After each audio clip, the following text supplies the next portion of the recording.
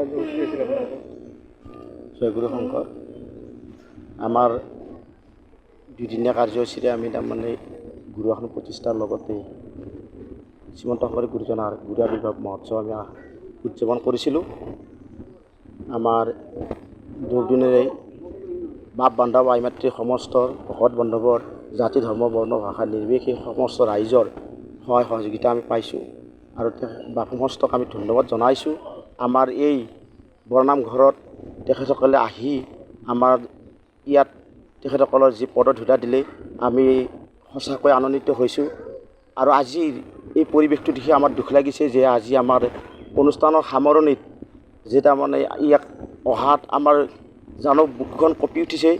ই সুন্দৰ পৰিৱেশ, ইমান দিনৰ আমাৰ যি উৎসৱৰ প্ৰতি যিটো আমাৰ আনন্দ, এই আনন্দৰ ইমান ভকতক আমি শুশ্ৰূষা কৰিব পৰাত প্ৰায় ৩-৪ হাজাৰ মানুহ আমাৰ এই দুদিনৰ মাজত হৈছে।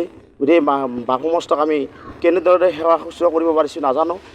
বাপ সমস্ত আমাৰ নিশ্চয় বাপ সমস্ত মাতি আনি আমাৰ গৃহস্থৰ যি সেৱা শুশ্ৰূষা যেনেধৰণে কৰিব লাগিছিল আমি কিছু হয়তো কৰিব পৰা নাই। আৰু এইখিনি আমাৰ কৰোঁতে আমাৰ নিশ্চয় অনেক ভুল ক্ৰুটি, আমাৰ নিশ্চয় হয়তো মইমত্ব অহংকাৰ হ'ব পাৰে বা কিবা ভুল আমাৰ কিছু ৰৈ যাব পাৰে। আমি সমস্ত বাপ আই লগতে বিভিন্ন জাতি ধৰ্ম ভাষাৰ বা সমস্তক আমি পুনৰবাৰ যাতে এনেকুৱা কিবা ভুল ক্ৰুটি হ'লেও যাতে নহয় শুধৰাই দিয়াৰ বাবে আমি সদতিৰ চৰণত সেৱা জনাইছোঁ।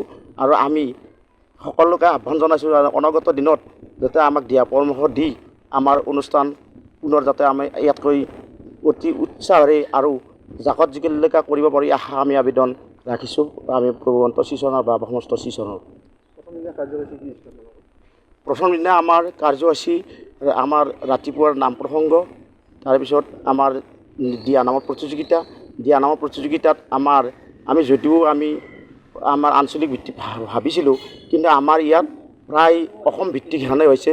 প্ৰায় নলবাৰী, ঘুগৰাপাৰ, দৰং, মঙলদৈ, পাঠশালা, গড়েশ্বৰ, হাজো এনেকুৱা দলে পাইছে। আমাৰ এই অনুষ্ঠানত প্ৰথম স্থান পাইছে নিকন ডেকা সমন্বয় নামৰ দল বাইহাটা চাৰিআলি। দ্বিতীয় স্থানত পাইছে অনামিকা কলিতা ঘগ্ৰাপাৰ দল। আৰু তৃতীয় স্থানত পাইছে দীপালী তালুকদাৰ সমন্বয় নামৰ দল ৰঙিয়া। আৰু আমাৰ সন্ধিয়াত আমাৰ একক নৃত্য অসমীয়া প্ৰতিযোগিতা আছিল। একক নৃত্য প্ৰতিযোগিতাত আমি ভাবিছিলোঁ যে আমাৰ ইমান দল নহ'ব, কিন্তু আমি নিশ্চয় সুখী হৈছোঁ যে আমাৰ ইয়াত প্ৰায় 60টা দলে 59টা দলে তাৰমানে আমাৰ 59টা প্ৰতিযোগী আমাৰ অংশগ্ৰহণ কৰিছে। আমি ভাবিছিলোঁ যে ইমান দূৰৰ পৰা আহিব, কিন্তু তেওঁলোকে আমাৰ দুখ লাগিছে যে তেওঁলোকক আমি যাতায়াতে দিব পৰা নাই। কাৰণ কি পাঠশালাৰ পৰাই ধেমাজিৰ পৰাও 2জন আহিছে, গুৱাহাটীৰ পৰা আহিছে, তামোলপুৰৰ পৰা আহিছে, দৰঙৰ পৰা আহিছে, নলবাৰীৰ পৰা আহিছে, আমাৰ ৰঙিয়াৰো আছে, আমাৰ নিজৰ ওচৰৰো আছে। আমি ইমান দূৰৰ পৰা আহিব বুলি আমি ভবা নাছিলোঁ। গতিকে আমি যেনেদৰে আমি ভাবিছিলোঁ তাতকৈ ভবাতকৈ তাৰমানে আমি অধিক পোৱাৰ বাবে আমি আমাৰ এই বৰনামঘৰৰ যে এটি বৃহৎ সফল আছে, এই বৰনামত যে গুৰুজনাৰ আশীৰ্বাদ আছে, আমি সেই আশীৰ্বাদক আমি ধন্যবাদ জনাই ভগৱন্তক ধন্যবাদ জনাইছোঁ। আমাক যাতে এই অনুষ্ঠানবোৰ সুচাৰুৰূপে পৰিচালনা কৰাৰ সুবিধাকণ প্ৰভুৱন্ত আমাক কৃপা কৰিছে। ইয়াৰ বাবে আমি প্ৰভুৱন্তকো ধন্যবাদ জনাইছোঁ আৰু ভকত বান্ধৱকো আমি ধন্যবাদ জনাইছোঁ। দিহানামত আমাৰ 22টা দলে অংশগ্ৰহণ কৰিছে। হয়, দিহানামত আমাৰ তামোলপুৰ, ঘগ্ৰাপাৰ, পাঠশালা, বাইহাটা, ৰঙিয়া, নলবাৰী, বজালিপো আহিছে। আমাৰ নলবাৰী, আমাৰ ৰঙিয়া, খাটিকুছি, আমাৰ তামোলপুৰ, আমাৰ ওচৰৰো আছে, উত্তৰ ৰঙিয়া আঞ্চলিকৰো বহুতকেইটা দলো অংশগ্ৰহণ কৰিছে। আমাৰ এই শিলাগুটি, হালিকুছি মুঠ 22টা দল হৈছে। দ্বিতীয় দিনা কাৰ্যসূচী আমাৰ ৰাতিপুৱা নাম প্ৰসংগ, তাৰে পিছত আমাৰ নাম প্ৰসংগৰ পিছত আমাৰ ধৰ্মৰ ধ্বজা উত্তোলনৰ পিছত আমাৰ ভাগৱত শোভাযাত্ৰা।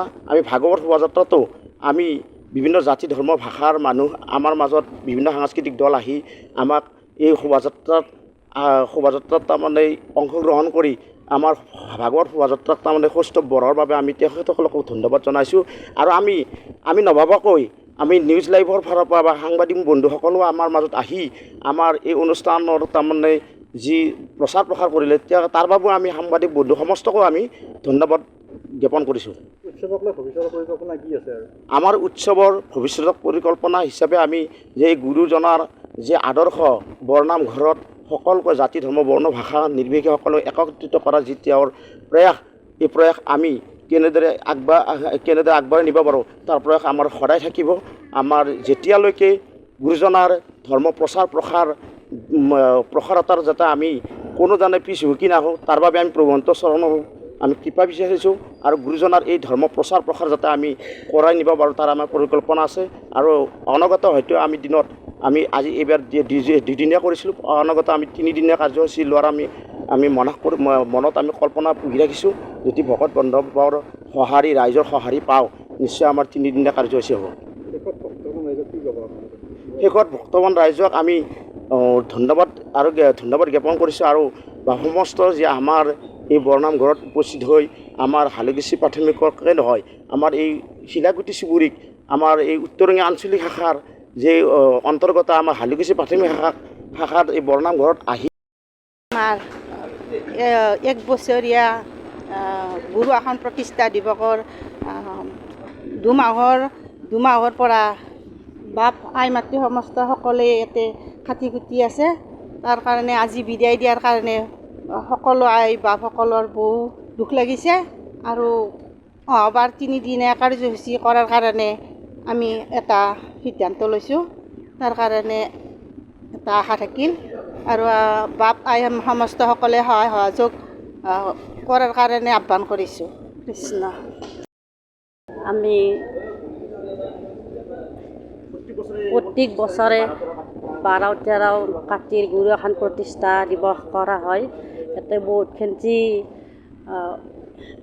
বহুতখিনি কষ্ট স্বীকাৰ কৰি আই মাতৃ সমস্ত বাপ সমস্ত গোটেইখিনি ভাল এটা ৰাখি আছে।